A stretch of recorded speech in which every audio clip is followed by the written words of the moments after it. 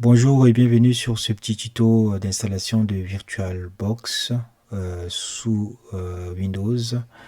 Euh, je suis Marien, je vais t'expliquer comment tu peux installer VirtualBox sur ta machine Windows. Dans un premier temps, il faut commencer d'abord par chercher VirtualBox sur Windows. Tu vas arriver sur le premier lien. Et si tu cliques sur le premier lien, tu vas arriver sur cette page. Et sur cette page, tu as les différents packages que tu peux installer sur ta machine.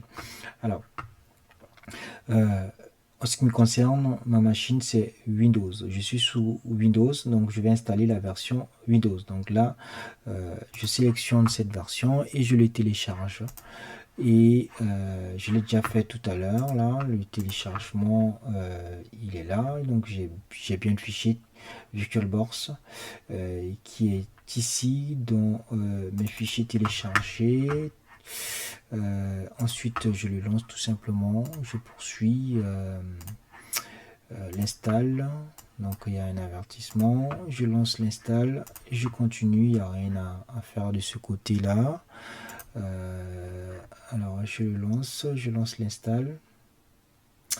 Et là, je redémarre. Donc arrivé là, il n'y a rien à faire. Je clique et arrivé ici, il faut configurer la machine.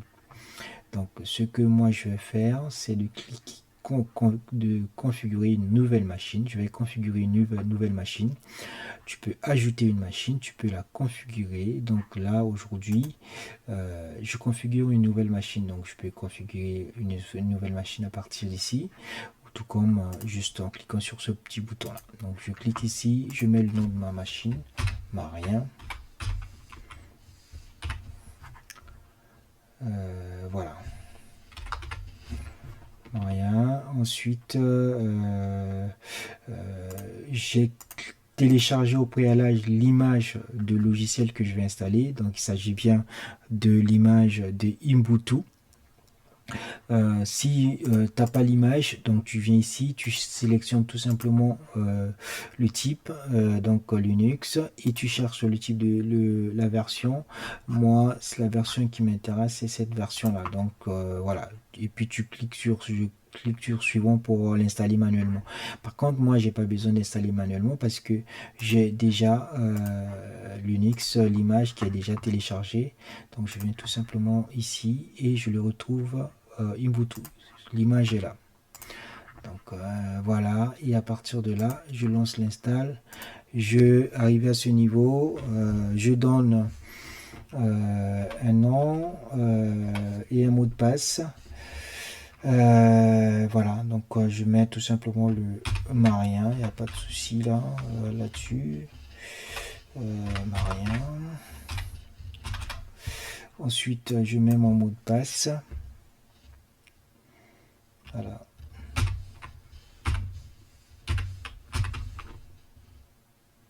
Voilà.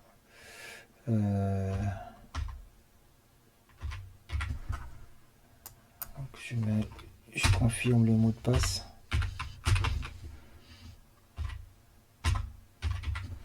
Voilà, ça a l'air bon. Et donc là, je clique sur suivant. Et arrivé là, je sélectionne l'espace RAM dédié. Donc la mémoire RAM dédiée à ma machine virtuelle. Donc je vais l'augmenter. Je veux bien la RAM autour de, on va dire, au moins 8 Go. Hein. Ouais, je vais rester là. Et puis le nombre de processeurs, je peux aller jusqu'à 8, donc, mais je prends 4. Donc c'est déjà pas mal. 4, oui. Ouais, 3, c'est bon. Je reste sur 3. Donc là, je continue, suivant. Et arrivé ici, l'espace disque, c'est 25 Go par défaut. Et donc moi, je vais augmenter jusqu'à... attends, on va augmenter un tout petit peu jusqu'à 35. Ouais, 35. Après, je pourrais reconfigurer plus tard, mais voilà. Donc, rien à faire à ce niveau. Je continue Et là, il y a un récapitulatif de ce que je viens de faire, de cette config, et je dis finish. Et là, il installe. Donc du coup, l'installation se poursuit. Et là, il va installer automatiquement la machine et en même temps Ubuntu. Donc il va lancer Ubuntu parce que je lui ai donné déjà l'image de Ubuntu. Donc il va lancer directement Ubuntu et c'est ce qu'il est en train de faire. Voilà. Donc ça va prendre un peu de temps parce que l'Ubuntu quand même c'est le package est assez conséquent. Voilà, mais ça finira par terminer. Donc si pour l'image de Ubuntu, c'est bien cette image. Donc pour Ubuntu, tu peux aller regarder, taper Ubuntu. Et voilà, tu tapes Ubuntu tout simplement, Ubuntu ISO, et puis tu vas arriver sur le premier lien et tu cliques sur le premier lien, tu vas arriver sur cette page. Après tu peux télécharger cette image là ISO. Moi j'ai téléchargé cette image là, donc on voit bien que cette image là c'est ça qui était au fond d'écran. Donc voilà, et puis j'arrive là à ce niveau, et là je configure ma machine. Donc il y a bien le nom de la machine. Après je mets un mot de passe. Donc je mets encore un autre mot de passe pour poursuivre l'installation. Alors, qu'est-ce qu'il me fait?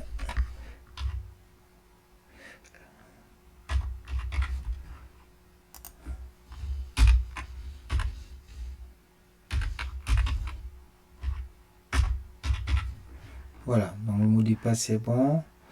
Alors je vais agrandir tout simplement cette fenêtre là.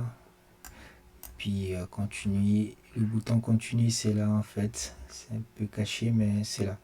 Donc je clique sur continuer et donc là il va installer tout simplement Ubuntu. Donc on a bien vu que c'est bien l'image que je t'ai montré tout à l'heure sur le site de Ubuntu. Donc c'est bien cette image. Voilà, donc l'installation ça a l'air de se dérouler très rapidement, c'est une bonne chose, hein.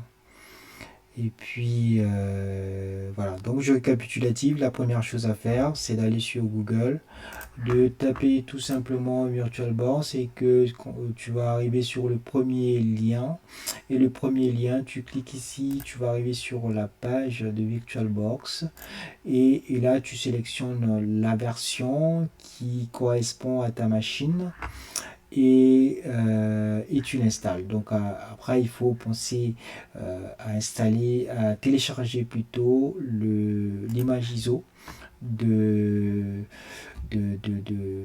Linux ou du type d'exploitation que tu veux utiliser. Par exemple, si tu veux installer VirtualBox et configurer cela pour Linux pour Windows sur une machine Mac, bah, tu télécharges ça et après tu penses aussi à télécharger l'image de Windows pour l'installer, et voilà. Donc en gros c'est ce qu'il faut retenir. Bon, après là Linux va être installé, et puis ensuite je vais te montrer pendant ce temps, ouais, je peux te montrer est-ce que ouais, ça me donne la main. Donc là du coup je vais te montrer ce qu'il faut faire.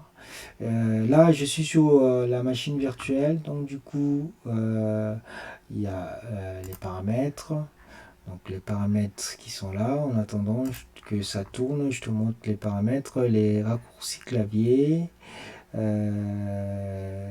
combinaison de touches, raccourci contrôle droite, les mises à jour il n'y en a pas, la langue c'est bien français, l'affichage c'est automatique sur l'écran, Il y a d'autres options, mais c'est pas ça qui m'intéresse. Il y a les proxys, il y a l'interface. Ici, il n'y a rien à faire. Donc la couleur de l'interface, j'ai pas de choix en noir, light, non, c'est pas vraiment ça qui m'intéresse. Ensuite ici, tu as la configuration de ta machine. Et là, dans la configuration, il y a quelque chose d'important à retenir dans cette configuration. C'est justement au niveau du réseau. Sur le réseau, il ne faut pas rester sur le réseau par défaut NAT. Il faut basculer sur le réseau accès par pont. Et accès par pont, il détecte automatiquement la carte réseau de ta machine. Et voilà ce qu'il faut vraiment faire à ce niveau. Donc après les restes, tu peux rentrer dedans pour voir les différentes options, mais il n'y a rien d'intéressant. La partie la plus importante, c'est ça. Donc réseau, et tu mets sur accès le mot d'accès, accès par pont. Donc du coup, il détecte directement ta carte réseau. Voilà. Et tu fais OK. Donc la carte réseau est détectée et pendant ce temps, ma machine Linux se met en place, se télécharge, s'installe tout simplement. Ici, tu peux mettre en plein écran, en mode mise à l'échelle, ajustement, capture d'écran, enregistrement. Voilà. Et tu as les redimensionnements des machines virtuelles. 100%, 120, je sais pas pourquoi tout ça là est grisé.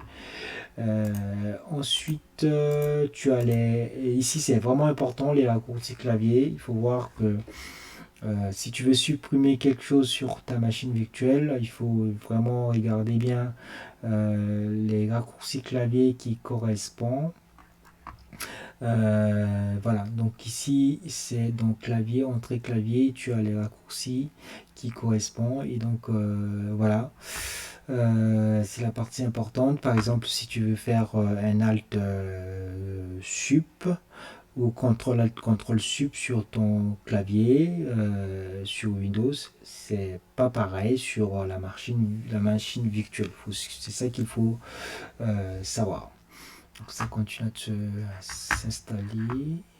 Et puis les périphériques, tu as le lecteur CD, tu as audio, tu as le lecteur réseau, tu peux avoir accès directement à ton périphérique. Et puis ici, je crois que à partir de là, il faut... alors, là, je suis sur la machine, je peux aller directement je peux me loguer directement avec le mot de passe tout à l'heure. Donc la machine vient d'être installée, l'Unix est installé sur ma machine virtuelle et là je viens ici, il y a bien Ubuntu qui s'est installé et je clique ici, je mets le mot de passe que j'ai mis tout à l'heure pour accéder à ma machine.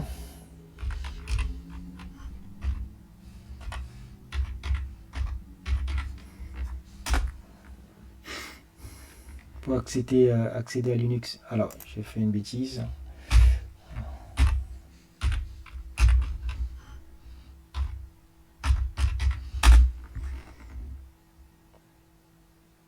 Voilà, ça marche.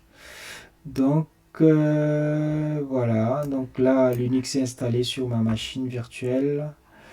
Et je peux faire ce que je veux. Donc là, les différents applis. Ensuite, ici, je peux faire du LibreOffice aussi. Donc il y a LibreOffice qui est installé par défaut. Bon, en gros, on est arrivé à... donc là, je suis sur le bureau.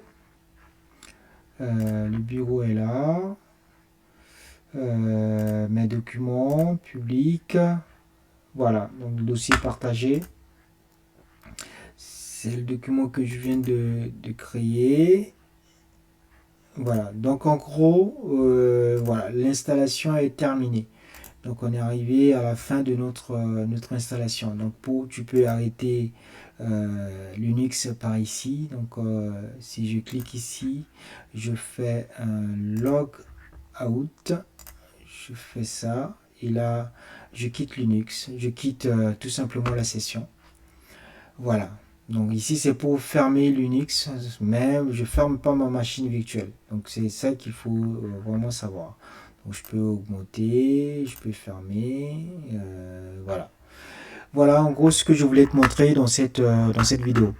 Voilà, j'espère que cela t'a aidé hein, pour te permettre d'installer la machine virtuelle sur ta machine. Allez, j'espère à très bientôt. Ciao, ciao.